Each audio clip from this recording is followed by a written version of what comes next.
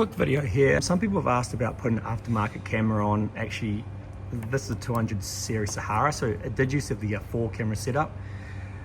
Often when they put in our big head unit, they're like, 4 cameras are crap anyway, the quality's like no good, can I upgrade it? And we don't have like sort of one to do all cameras like yet, but we can do just the reverse camera. And on this like customer's case, his cameras didn't work at all. They like never worked even on the factory unit. So I put in a blanking plate here. I put in our aftermarket camera. You just have to unclip all the trim off here. You just unscrew the old camera out of here, then you've got to get these like plastic like clips out that are a bit of a challenge. They've got little crimps on them behind, you got to sort of squeeze in. If they're too brittle, just get a screwdriver in there and pretty much just like wreck them and get them out. Then you want to pop this trim off, take this cable here up around here, in through here. If you've got a cable puller and a bit of an extra, so to get it in okay, under here.